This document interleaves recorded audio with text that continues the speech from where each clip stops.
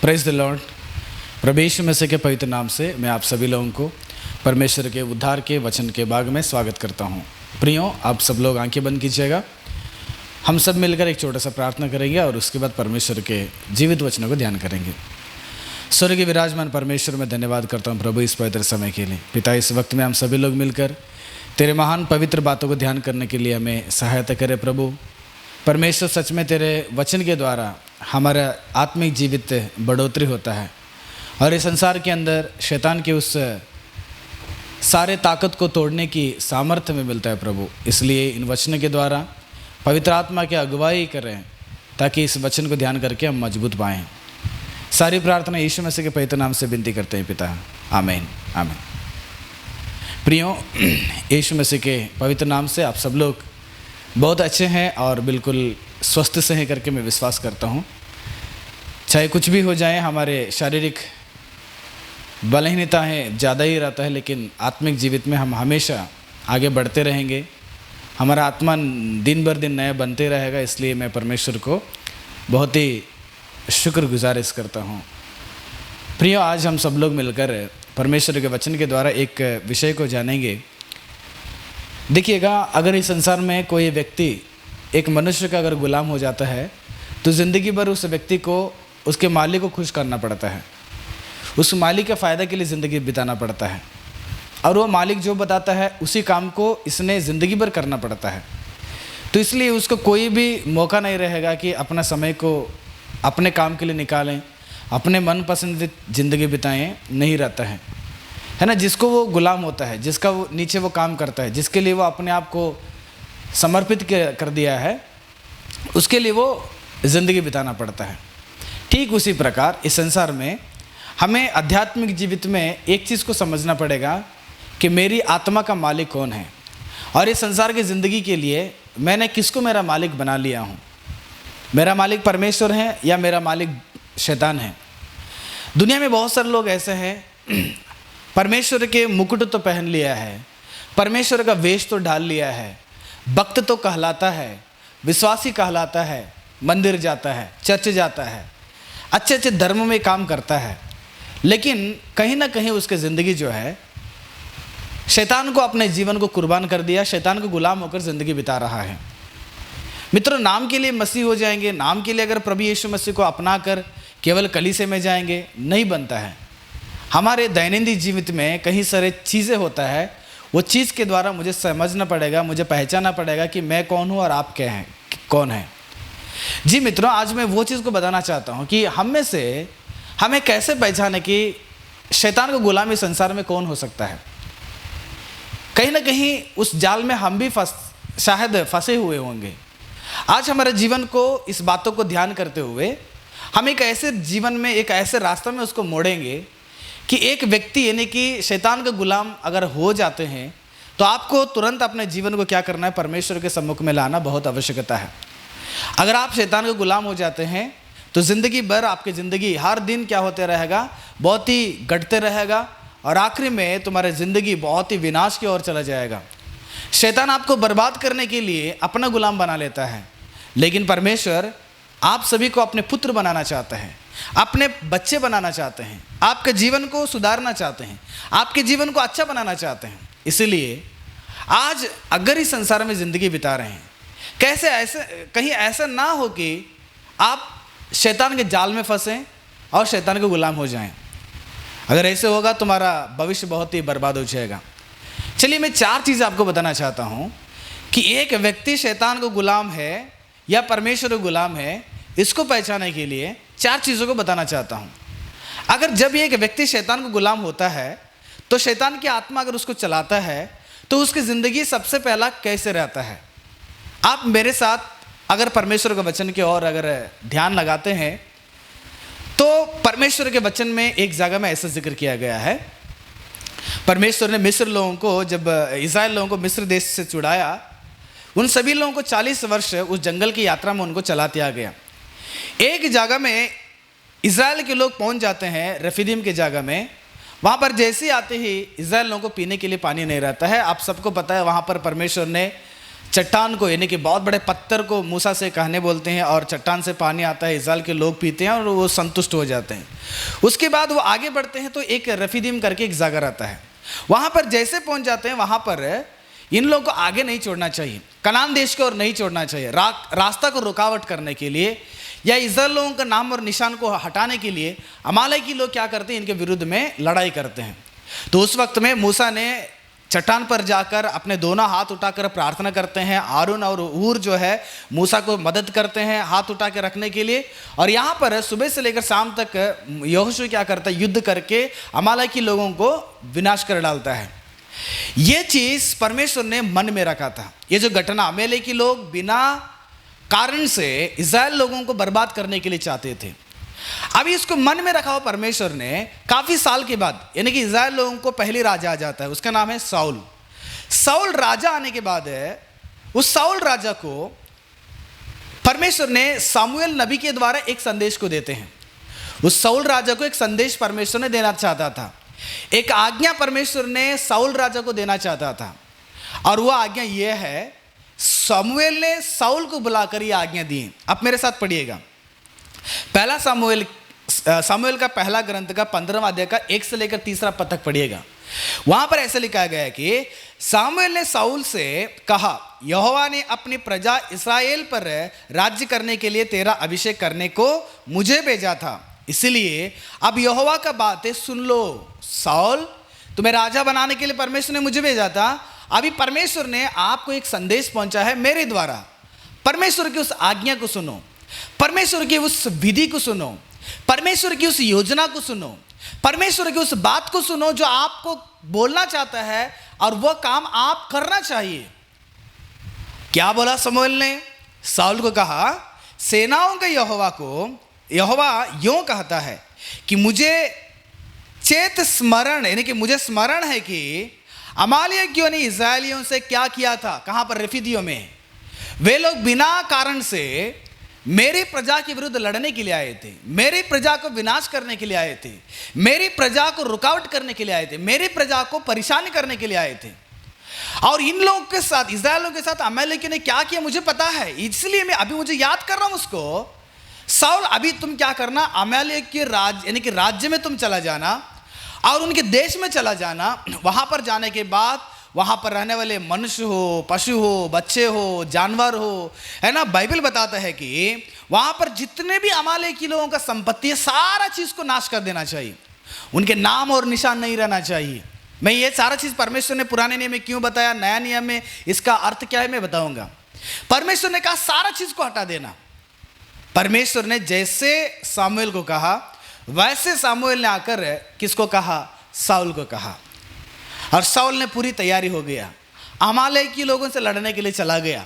वहां पर लड़ने के बाद एक घटना होता है, बाइबल बताता है कि अमालेकी लोगों का राजा आगाग को और अमालेकी देश में रहने वाले दष्टपुष्ट यानी कि मोटा तगड़ा अच्छे अच्छे पशुओं को वो नहीं विनाश किया। बाइबल बताता है कि उसी अध्याय का 9 पद को जाके पढ़िएगा, परंतु आगाग पर और अच्छी से अच्छी भेड़ बकरियों, गाय बैल, मोटे पशुओं और मेमने और जो कुछ अच्छा था उन पर साउल और उसकी प्रजा ने कोमलता दिखाई।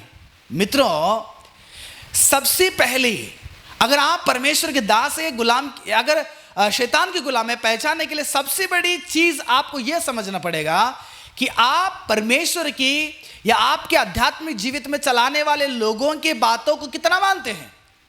संसार में जब एक व्यक्ति आज्ञा आज्ञाकारी बनकर जिंदगी बिताते हैं, वो सबसे पहला परमेश्वर का नहीं बल्कि शैतान का गुलाम है। वो साउल को परमेश्वर के बात पर थोड़ा सा भी सीरियसनेस नहीं था, थोड़ा सा भी गंभीरता नहीं कि परमेश्वर ने मुझे बताया है उस काम को करना चाहिए। परमेश्वर ने कहा था सबको नाश कर देना, लेकिन साउल राजा को और उसके साथ रहने वाले प्रजा लोगों को परमेश्वर की आज्ञा पर मन नहीं है कि उस राजा को मारने के लिए उसको मन नहीं लग रहा है, वहां पर रहने जानवरों को मारने के लिए मन नहीं लग रहा है।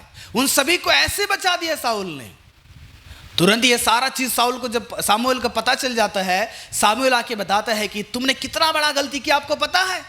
साउल कहता है मेरे लिए थोड़ी लाया, मैं परमेश्वर के लाया हूं, मैं परमेश्वर के लिए चढ़ाने के लिए लाया हूं। तब सामुएल ने एक बात कहता है, वही 15वां अध्याय का 22वें पद के ऊपर जाके पढ़िएगा। सामुएल ने कहा, क्या यहोवा होम बलि और मेरे बलियों से उतना प्रसन्न होता है जितना कि अपने बात को मानने से जो प्रसन्न होता है। मित्रों, सबसे पहले जो आदमी परमेश्वर की आज्ञाओं को नहीं मानना चाहता है, वह आदमी सबसे पहला शैतान का गुलाम है, परमेश्वर गुलाम नहीं है, परमेश्वर के दास नहीं बनता है। हमें जब हम परमेश्वर की योजनाओं को जीवन में पता होने के बाद उसके आज्ञाकारी होकर उसके पथ पे जिंदगी नहीं बिताते हैं, हम परमेश्वर के दास नहीं बन सकते हैं। इसलिए साउल ने परमेश्वर की आज्ञाओं को नहीं माना।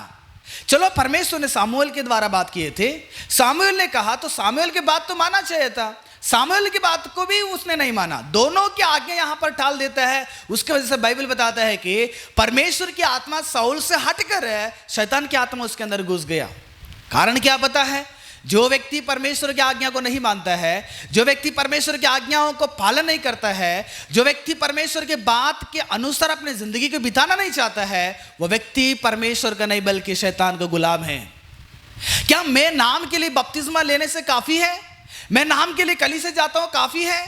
कि मेरे और आपकी जिंदगी में परमेश्वर की आज्ञाओं को कितना हम लोग पालन कर रहे हैं? भला परमेश्वर ने आप सबको बुलाया, परमेश्वर ने हम सबको क्यों एक सच्चाई में बुलाया है? खाली पुक्कड़ जिंदगी बिताने के लिए नहीं है प्रियो।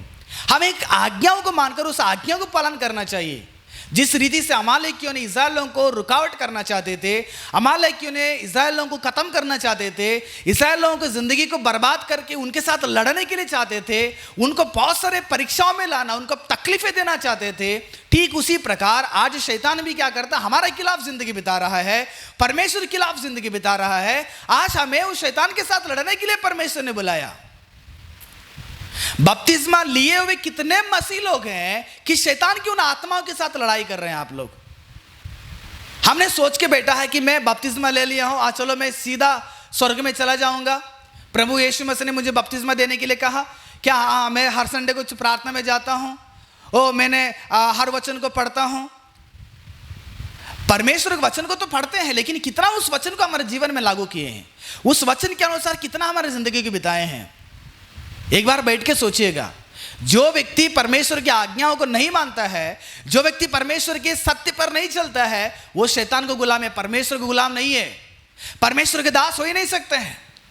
हमारे जीवन में आज्ञाकारी का आदत ही नहीं। आज हम सबके सब बहुत बड़ा बुद्धिमान हो चुके हैं। हमें किसी के सहारा नहीं चाहिए, किसी के सलाह नहीं चाहिए। बड़े लोगों को तो बात का कोई वैल्यू नहीं आजकल। पहले हम हमारे जीवन में, हमारे आध्यात्मिक जीवित में चलाने वाले लोगों की बातों को सुनने की आदत बनाना चाहिए। अगर हम आज्ञाकारी नहीं बनते हैं, तुम्हारा आराधना वेस्ट है प्रियो। हम आज्ञाकारी की जिंदगी नहीं बिताते हैं, तुम्हारा दशमांश वेस्ट है। हम आज्ञाकारी की जिंदगी नहीं बिताते हैं, तुम्हारा बपतिस्मा भी परमेश्वर के हिसाब से वेस्ट है। परमेश्वर ने अभिषेक किया था सामुएल को, राजा के राजगद्दी में बैठाने के लिए अभिषेक करवाया था सामुएल के द्वारा। वो अभिषेक क्या हो गया? वेस्ट हो गया ना। दो जगह में साउल ने, परमेश्वर ने बात को टाल दिया, अपनी जिम्मेदारी को बहुत नजरअंदाज किया, इसलिए परमेश्वर ने उसको उस राजगद्दी से हटा दिए। तू मेरा बेटा बनने के लिए लायक नहीं है, तू राजा बनने के लिए लायक नहीं, मेरा प्रजा को पालन करने के लिए लायक नहीं, मैं दूसरी राजा को चुन लूंगा करके परमेश्वर ने कहा। जी मित्रों, आज पहली चीज हमें याद रखना पड़ेगा कि मैं अगर परमेश्वर के दास हूं तो मुझे परमेश्वर की आज्ञा पर फिक्र होना चाहिए। परमेश्वर के लोग जो है हमें सलाह देते हैं, उन बातों को मानने की आदत बनाना चाहिए। जो आदमी आज्ञाकारी का आदत नहीं बनाता, जो आदमी के अंदर आज्ञाकारी का स्वभाव नहीं रहता है, वह सबसे पहला शैतान को गुलाम है वो। क्योंकि जब परमेश्वर की आत्मा हमारा अंदर रहता है, हम अच्छे लोगों की बात को सुनेंगे, परमेश्वर के वचन की बात को सुनेंगे और सत्य के बात को सुनकर उसकी पथ में जिंदगी बिताएंगे। जब परमेश्वर की आज्ञा को जब शैतान की आत्मा पर हम जिंदगी बिताते हैं, तो हम परमेश्वर के बातों पर कभी ध्यान नहीं लगाते। हम हमारा ही लालच में रहेंगे, हमारे ही सोच में रहेंगे। साउल ने गया युद्ध करने के लिए, बाइबल बताता है कि उसको मन नहीं लग रहा है करने के लिए। अरे तुम, परमेश्वर ने कहा दिया है, तुम करना चाहिए ना। मन नहीं लगेगा, उसको जिंदगी जिंदा उठा के लेके परमेश्वर के लिए देने के। क्या परमेश्वर ने आपको कहा था साउल कि उसको जिंदा लेके आ जाना, मेरे लिए चढ़ा देना? प्रभु के वचन में कहा है, अगर मुझे मेमनाओं के बलि, गाय के बलि, अगर बेल का बलि, अगर जानवरों की चर्बी से अगर मैं प्रसन्न होता हूं, जंगल के सारे जानवर मेरे ही हाथ में हैं।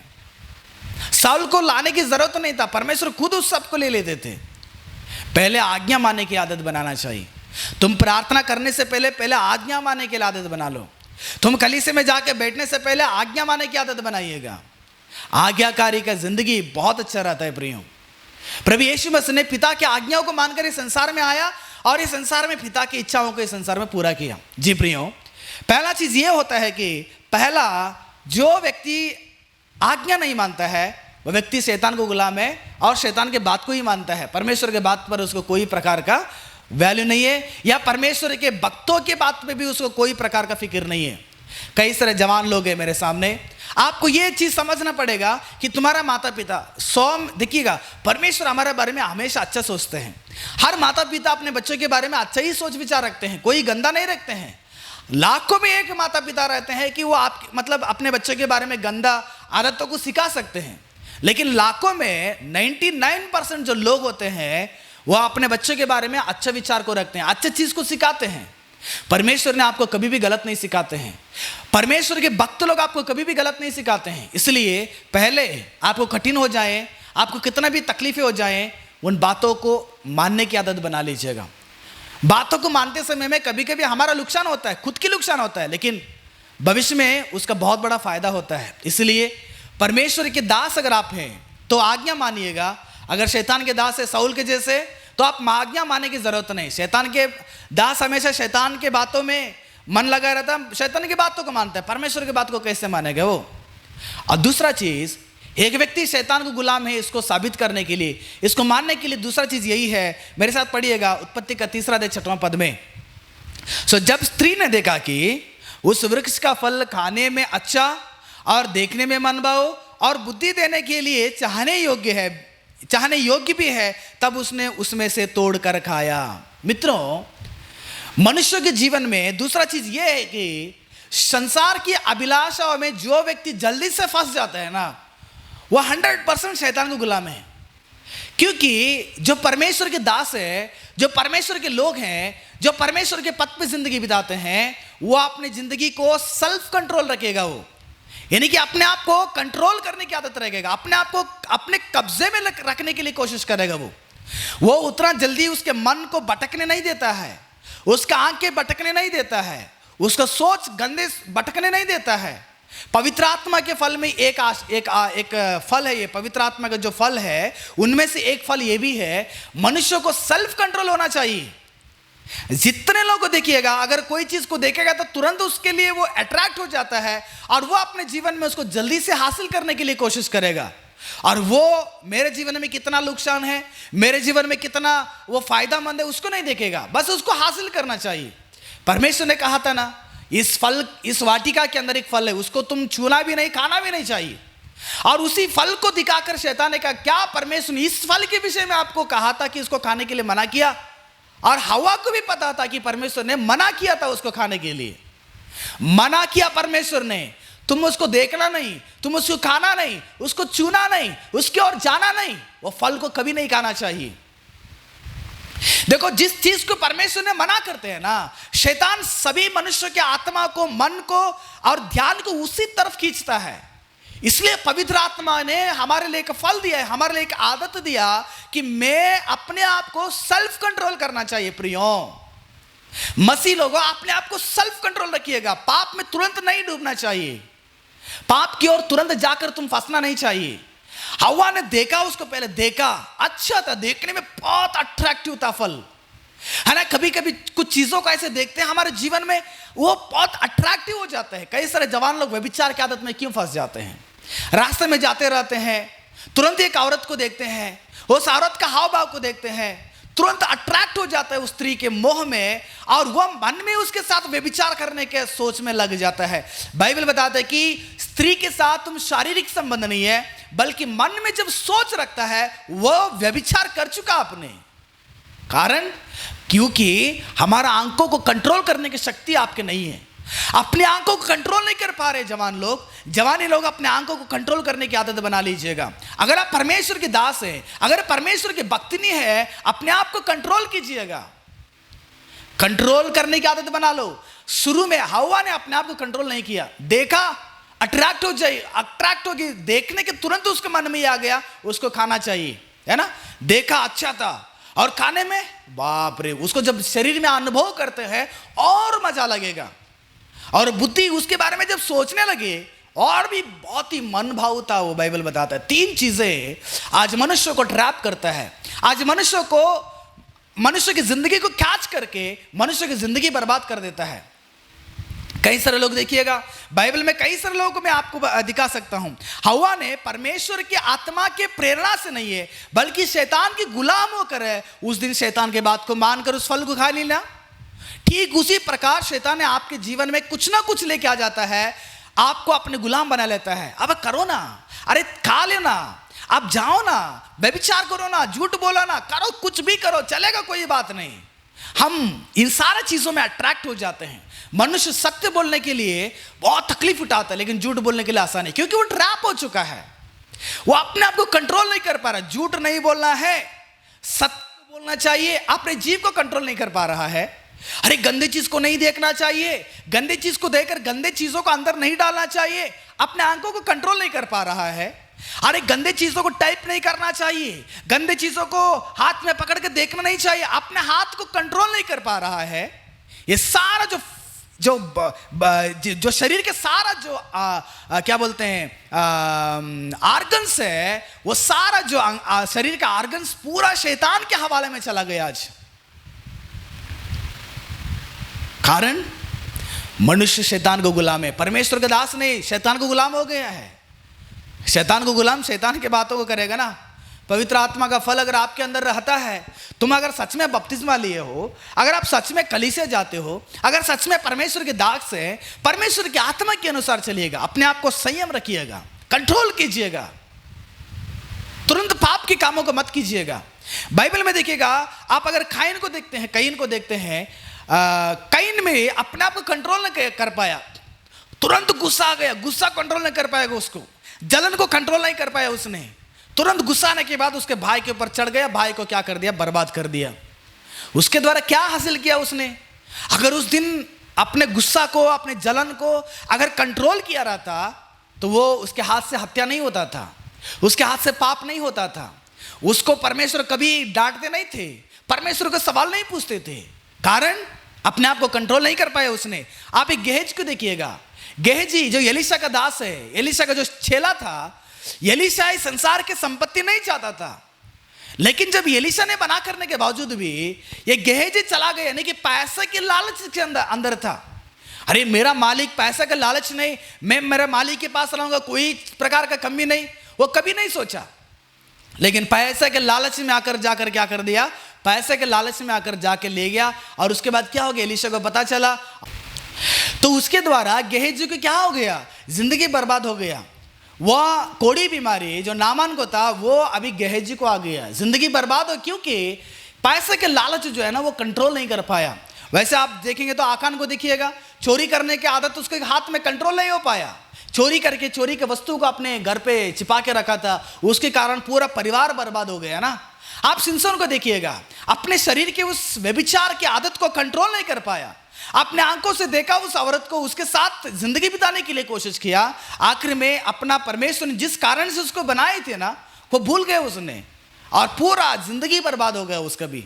आप बाइबल में जाके देखिएगा, सुलेमान को देखिएगा, सुलेमान भी परमेश्वर के पथ में जिंदगी बिताने वाला, आखिर में अपने आध्यात्मिक जीवित को कंट्रोल नहीं कर पाया उसने। आखिर में उसने भी अपने कई सारे पत्नियों ने करने वाले उन पाप की आदतों में वो भी फंसा और परमेश्वर से दूर हो चुका। प्रिय मित्र, मैं आपको कहना चाहता हूं, जो व्यक्ति अपने आप को सेल्फ कंट्रोल नहीं करता है, जो व्यक्ति अपने आप को, अपना शरीर को, अपने अभिलाषाओं को, अपने आंखों को, अपने सारे जो संसार की जो अभिलाषा है, अगर वो अपने आप को कंट्रोल नहीं कर पाएगा, तो वो व्यक्ति, जरूर मैं बताऊंगा, वो शैतान को गुलाम है। आप में से कितने लोग हैं कि ये सारे आदतों को अपने कंट्रोल में लिया है? झूठ बोलने की आदत को कंट्रोल में लिया, चोरी करने की आदत को कंट्रोल में लिया, माँ बाप को खोसने वाले आदत को कंट्रोल में लिया, आप समय बर्बाद करने वाले की आदत को कंट्रोल में लिया, आपने करने वाले पापों को अपने कंट्रोल में लिया, उन सारा चीजों को कंट्रोल में रखा, आपने ब्रेक किया उनको। कितने लोग आप में से हैं? मैं फिर से कहता हूं, बपतिस्मा लेने से कोई नहीं बनता है। आपकी जिंदगी में आप कितना कंट्रोल करके रखा है, आप कितना पाप को कंट्रोल में रखा है, वो बहुत मायने रखता है प्रियो। इसलिए मैं आपको कहना चाहता हूं, जो व्यक्ति अपने जिंदगी में संसार के अभिलाषों में फंस जाता है, संसार के अभिलाषों में ट्रैप हो जाता है, संसार के अभिलाषों में अपने जिंदगी को डुबाकर वो जिंदगी बिताता है, वह व्यक्ति शैतान को गुलामी कर सकता है, परमेश्वर का दास नहीं हो सकता है ऐसे। इसलिए तुम्हारे जिंदगी में दूसरा चीज को हमेशा समझिएगा, अपने आप को संयम, अपने आप को कंट्रोल करने की आदत बना लीजिएगा। सेल्फ कंट्रोल हो जाएं, सेल्फ कंट्रोल रहें, हर चीज को कंट्रोल करने की आदत बनाइएगा। मोबाइल को अपने हाथ में कंट्रोल कर लीजिएगा। आप अपने जिंदगी का हर चीज, दोस्तों को अपने जीवन में कंट्रोल कीजिएगा। हर दोस्तों को अपने जीवन में स्वागत ना करें, हर चीजों को अपने जीवन में स्वागत ना करें, हर चीज को कंट्रोल करने की आदत रहना चाहिए। कुछ आदतें ऐसे रहेगा, उसको अभी तक अगर कंट्रोल नहीं करेंगे तो हमारी जिंदगी जल्दी बर्बाद हो जाएगा प्रियो। तीसरा चीज, अगर एक व्यक्ति शैतान के गुलाम है, उसका तीसरा आदत भी रहता है, उसको देखकर आपको पहचान सकते हैं कि ये शैतान के ही गुलाम है। शैतान के गुलाम को तीसरा आदत ये रहता है, आप मेरे साथ पढ़िएगा उत्पत्ति का 3 अध्याय 12 पद को। आदम ने कहा, जिस स्त्री को तूने मेरे संग रहने को दिया है, उसने उस वृक्ष का फल मुझे दिया और मैंने खाया। और परमेश्वर ने हवा को पूछते हैं, हवा ने भी कहती है कि मुझे वो सांप दिया तो मैंने खाया। फिर परमेश्वर ने सांप को नहीं पूछा कि तुम उसको क्यों बहका दिया करके, क्योंकि परमेश्वर को पता चल गया मनुष्य का आदत क्या हो गया, शुरू हो गया।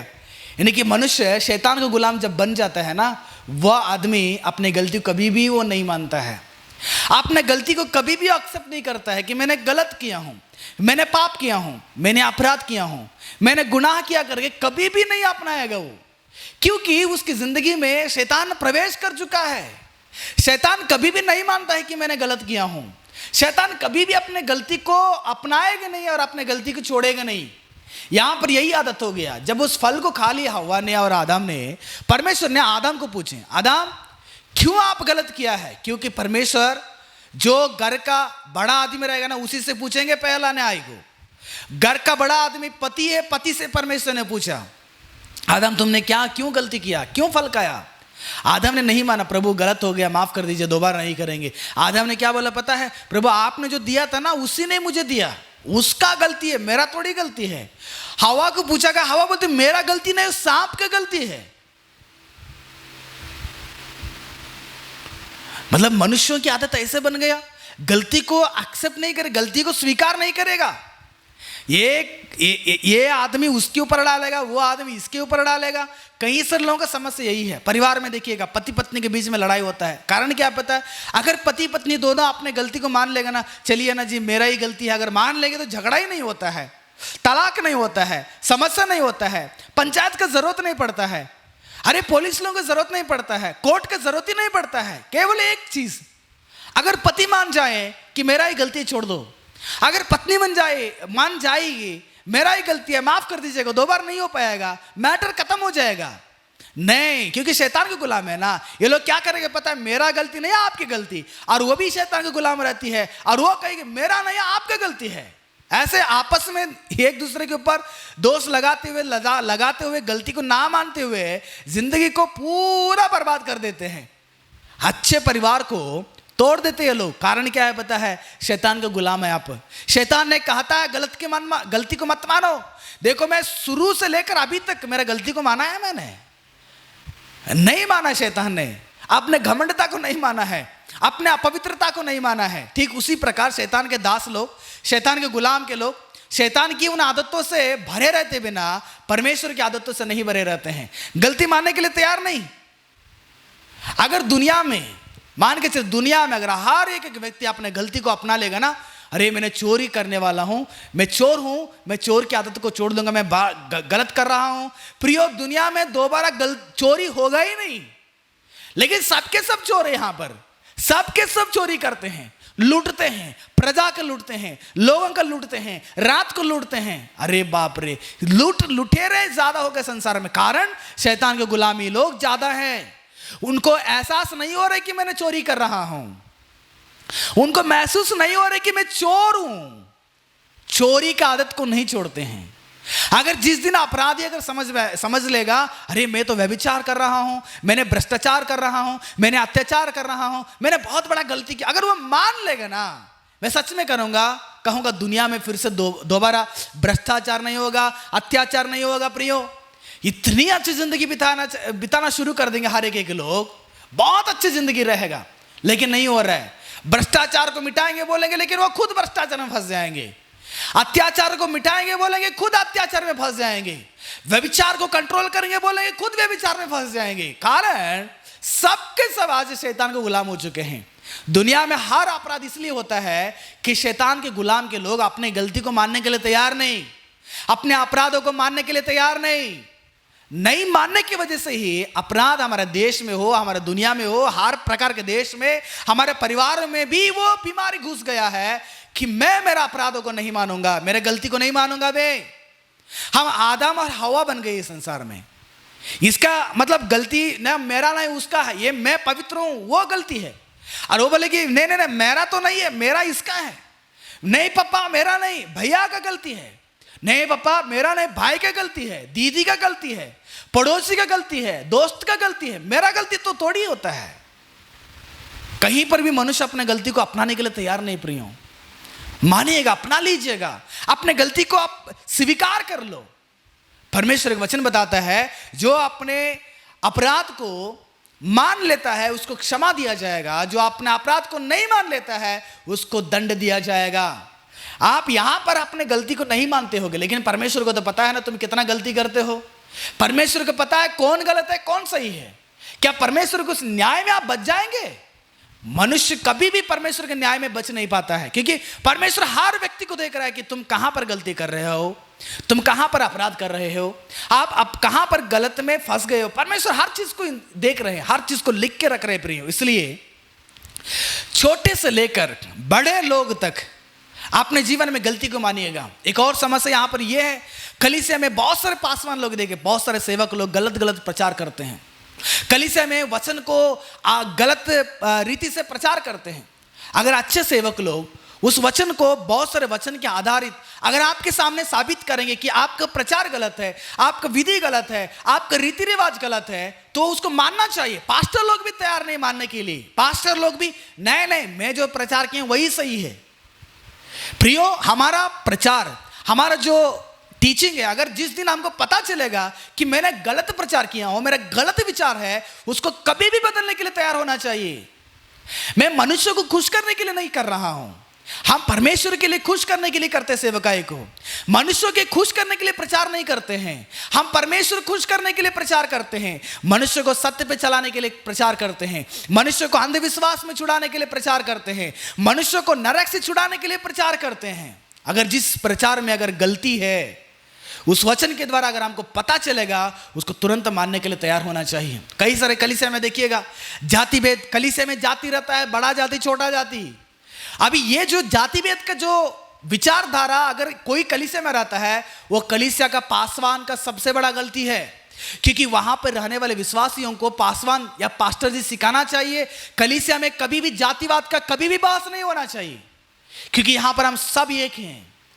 कलीसिया में देखिएगा पढ़ाई किए हुए लोगों को अलग किया जाता है, गरीब लोगों को अलग किया जाता है, अमीर लोगों को अलग किया जाता है, साफ सुथरे लोगों को अलग किया जाता है। थोड़ा सा बहुत गरीबी होकर छोटे काम करने वाले लोग अगर फटा हुआ कपड़ा पहनेंगे उनको अलग किया जाता है। अपने परिवार के लोगों को, परिवारवाद हो गए अभी कलीसिया में, परिवार के लोग अलग, सारा जिम्मेदारी उन्हीं को मिल जाता है। मित्रों, मैं सच में कहना चाहता हूं, ऐसे कलीसिया नहीं है। जिस दिन आपको पता चलेगा, वचन के द्वारा पता चलेगा कलीसिया एक है, वहां पर कोई प्रकार का भेदभाव नहीं होना चाहिए। वो सारे कलीसिया के लिए प्रभु यीशु मसीह ने अपने जान को दिया। वो कलीसिया में एक शरीर हम लोग हैं, यहां पर कोई बड़ा छोटा नहीं होता है, जाति भेदभाव नहीं होता है। क्या आपने पूर्वजों से अगर मसीह बन के पैदा होकर आया है, क्या आज अगर कोई प्रभु यीशु मसीह ग्रहण करेगा, क्या अपने आप को तो इतना बड़ा पवित्र हो गया? जो पूर्वजों से मानते आ गया प्रभु यीशु मसीह को, आज जो माना है वो अपवित्र है, मैं पवित्र हूं।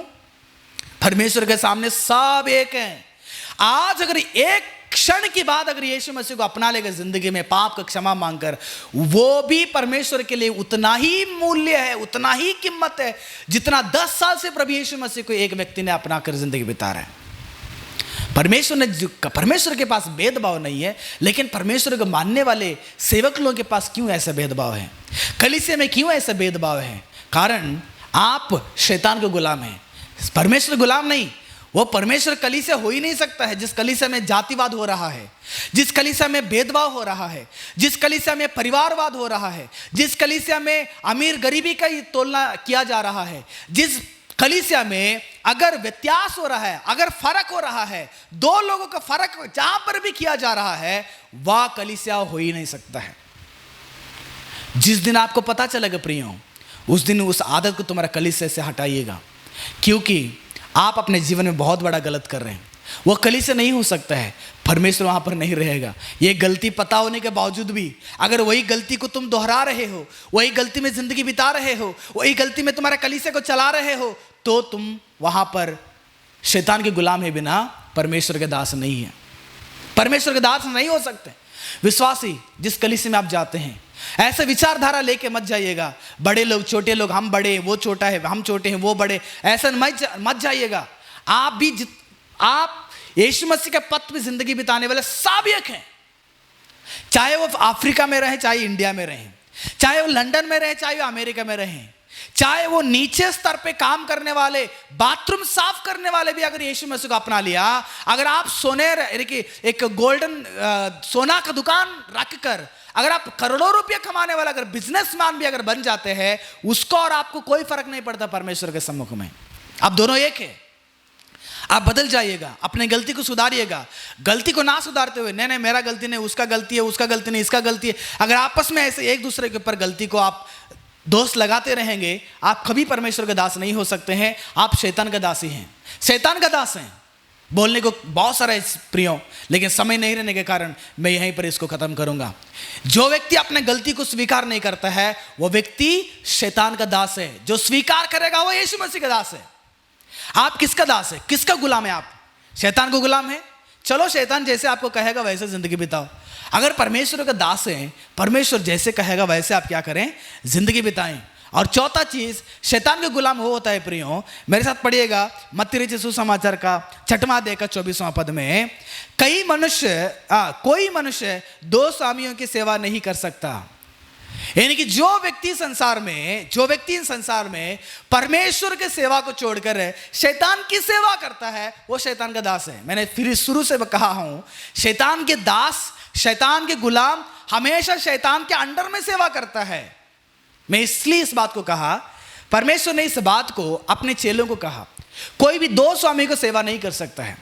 वह धन का सेवा नहीं कर सकता है और परमेश्वर का सेवा भी दोनों एक साथ नहीं कर सकता है। यानी कि मन में अगर आपका धन की अपेक्षा से अगर परमेश्वर की कलीसिया करेगा, परमेश्वर की अगर सेवा करेगा, परमेश्वर को अपनाएगा, तो परमेश्वर का तुम दास नहीं हो, क्योंकि तुम्हारा मन वहां पर धन के ऊपर है। आप प्रभु यीशु मसीह को क्यों अपने जीवन में अपना लिए हैं? पैसा मिलेगा करके अपना लिए हैं। पैसा मिलेगा, यीशु मसीह के पास मांगेंगे तो ज्यादा पैसा मिलेगा, जल्दी अमीर हो जाएंगे, नहीं, इसलिए अपना लिए हैं। परमेश्वर के पास, यीशु मसीह के पास आएंगे तो नौकरी मिलेगा, इसलिए अपना लिए हैं।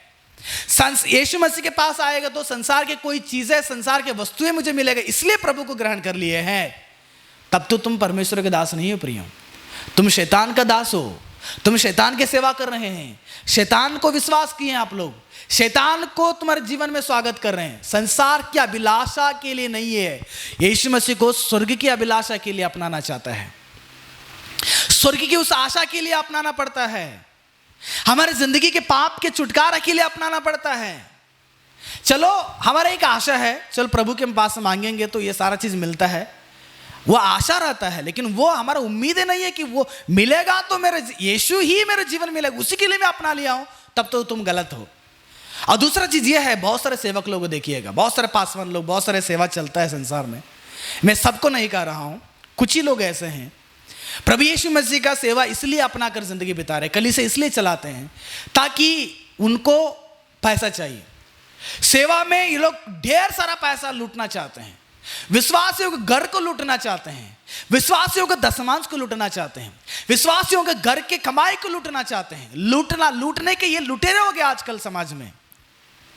मित्रों, जो व्यक्ति अपने जीवन में धन के लिए अगर परमेश्वर की सेवा करता है तो वो परमेश्वर का दास नहीं है, वो शैतान का गुलाम होता है प्रियों। इसलिए परमेश्वर के वचन के अनुसार मैंने आपको ये एक बात कहना चाहता हूँ, जिंदगी में दो स्वामी का कभी नहीं सेवा कर सकते हैं। या आप शैतान का सेवा करते हो, शैतान को खुश करने के लिए, शैतान को जीवन में पाने के लिए, है ना। बहुत सारे लोग ऐसे हैं शैतान का सेवा कर रहे हैं। प्रभु यीशु मसीह का नाम है, मान के चलना मैं यीशु मसीह को अपना लिया, यीशु मसीह के साथ घूम रहा था यूदा ने, यीशु मसीह के साथ रहता था, यीशु मसीह के साथ खाता था, यीशु मसीह के साथ चलता था, यीशु मसीह जहाँ पर है वहाँ पर इस्करियोत यूदा ने रहता था। लेकिन आखिरी में क्या हुआ पता है? वही यूदा ने यीशु मसीह के साथ रहकर पैसा के लोभ में यीशु मसीह को पकड़ के दिया। यीशु मसीह को धोखा भी होगा चलेगा उसको, यीशु मसीह को खील ठोकेगा भी चलेगा उसको, चलो परमेश्वर की योजना है। लेकिन यूदा का अभिलाषा यीशु मसीह कुछ भी हो जाए मुझे कोई फर्क नहीं पड़ता है, लेकिन यीशु मसीह को पकड़ के देंगे तो मुझे क्या होगा? चांदी का सिक्का मिलेगा, वो मुझे चाहिए। मतलब पैसा के लिए परमेश्वर के साथ रहने की नाटक किया उसने। ठीक उसी प्रकार है, आज बपतिस्मा लिए हैं कोई फर्क नहीं पड़ता है। हम इस संसार में यीशु मसीह को इसलिए अपना लिए, चलो हम मांगेंगे तो देता है और आखिर में स्वर्ग ऐसे ही देता है। लेकिन हमारा सारे आदतें जो है ना यीशु मसीह को धोखा देने का है। यीशु मसीह को जो पसंद नहीं है वो सारे काम हमारे जीवन में करते रहेंगे। लेकिन नाम के लिए कलीसिया जाते हैं, नाम के लिए हाथ में बाइबल पकड़ते हैं, नाम के लिए वो लोग जाकर ताली बजाते हैं कलीसिया में, नाम के लिए व्हाइट ड्रेस पहनते हैं, नाम के लिए जोर जोर से गाना गाते हैं, नाम के लिए प्रार्थना करते हैं, सड़कों में जोर जोर से लंबे लंबे प्रार्थना करते हैं, कोई फायदा नहीं। मनुष्य ने शैतान की सेवा कर रहे हैं, शैतान की सेवा कर रहे हैं। शैतान की सेवा करने वाला शैतान का गुलाम होता है, परमेश्वर की सेवा करने वाला परमेश्वर का महिमा करता है, अपने जान को परमेश्वर के लिए कुर्बान करता है, जान को परमेश्वर के लिए कुर्बान करता है। उसने अपने सारा समय को परमेश्वर के लिए देता है, उसने अपने सारा टैलेंट को परमेश्वर के लिए देता है। उसने नाम के लिए मसीह मत बनिएगा, नाम के लिए मसीह बनकर आप अपने जिंदगी में शैतान की सेवा ना करो। कितने लोग मसीह हैं, दारू पीने की आदत रहता है, किसकी सेवा कर रहे हैं? परमेश्वर की, शैतान की सेवा कर रहे हैं ना। कितने अच्छे अच्छे लोग देखिएगा प्रभु के अंदर हैं, प्रभु के नाम को लेते हैं, घर पे उनका नाम है मसीह लोग, उनका नाम पतरस रहता है, उनके नाम यूहन्ना रहता है, उनके नाम क्या बोलते हैं आयुब रहता है, याकूब रहता है, नाम तो पूरा बाइबल का नाम रहेगा। लेकिन जितने भी काम जो उसके जिंदगी है ना सारे के सारे शैतान के ही है, शैतान का ही काम चल रहा है। टाइम होते ही दारू दुकान में रहेगा, या मूवी सिनेमा थिएटर में रहेगा, या व्यभिचार के जगह में रहेगा, गाली ग्लोज बोलने वाले रहेगा, गुटखा खैनी खाने वाला रहेगा, गलत लोगों के संगति में रहेगा। किसकी सेवा कर रहे हैं? शैतान की ना। उस काम से तुम्हें पहचानना पड़ेगा कि मैं शैतान को गुलाम हो गया हूं। साल में एक बार क्रिसमस में चर्च जाएंगे तो चल जाएगा क्या? अरे जो पूरा साल शैतान की सेवा करके साल में एक बार अगर आप चर्च में जाएंगे, नहा धुआ के बिना खाए चर्च में जाके बैठेंगे तो तू दास नहीं बन सकता परमेश्वर का। परमेश्वर का सेवा करो। परमेश्वर का सेवा मतलब परमेश्वर के लिए जिंदगी बिताना।